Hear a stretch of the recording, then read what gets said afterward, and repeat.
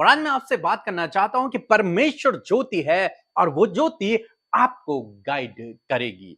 परमेश्वर स्वयं ज्योति है और परमेश्वर स्वयं आपको गाइड करेगा, क्योंकि ज्योति का काम ही यही है कि वो गाइड करती है। बिना ज्योति के हम चल नहीं सकते, बिना प्रकाश के हम चल नहीं सकते। तो ज्योति वो गाइड का काम करती है। जैसे हम लोग देखते हैं पुराने नियम में निर्गमन की किताब उसका 13 अध्याय में हम लोग देखते हैं कि परमेश्वर इस्राएलियों के साथ में आग का खंबा बनकर चलता था। क्यों?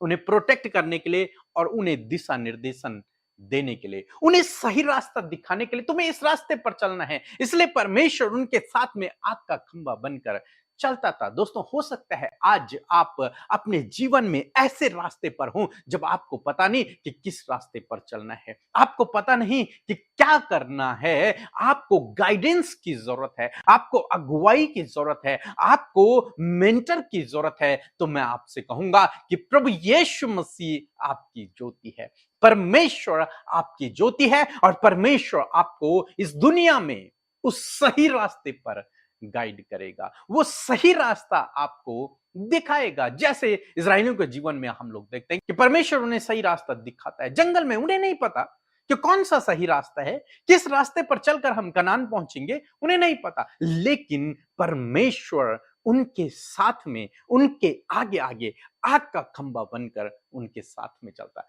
बादल का खंबा बनकर उनके साथ में चलता, उनको दिशा निर्देशन करता और तब वे उसके पीछे चलते और अंत में वे लोग मंजिल तक पहुंच गए। इसी प्रकार से आज शाम में मैं आपको उत्साहित करना चाहूंगा कि परमेश्वर अपनी ज्योति के द्वारा, अपने प्रकाश के द्वारा आपको गाइड करेगा और आप अपने मंजिल तक पहुंच जाएंगे। आप उस उद्देश्य को पूरा कर पाएंगे, आप उस सही रास्ते को पहचान पाएंगे, आप उस सही डिसीजन को ले पाएंगे। एक वचन हम लोग देखेंगे लूका की किताब उसका 1 अध्याय और 79 पद, जहां पर कुछ इस प्रकार से लिखा है कि अंधकार और मृत्यु की छाया में बैठने वालों को ज्योति दे और हमारे पांव को कुशल के मार्ग में सीधा चलाए।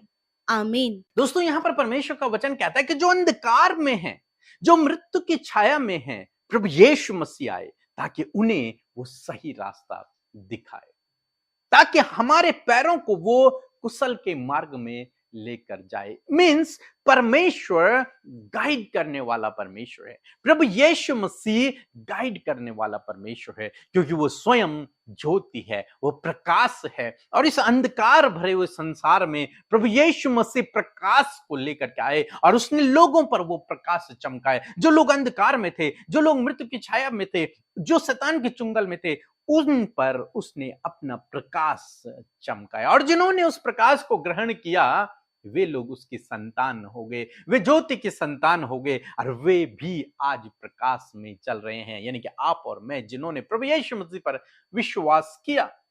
एक वचन हम लोग और पढ़ेंगे मीका की किताब उसका 7 अध्याय और 8 पद, जहां पर कुछ इस प्रकार से लिखा है, हे मेरी बैरन, मुझ पर आनंद मत कर, क्योंकि ज्यों ही मैं गिरूंगा त्यों ही उठूंगा, और ज्यों ही मैं अंधकार में पड़ूंगा त्यों ही यहोवा मेरे लिए ज्योति का काम देगा।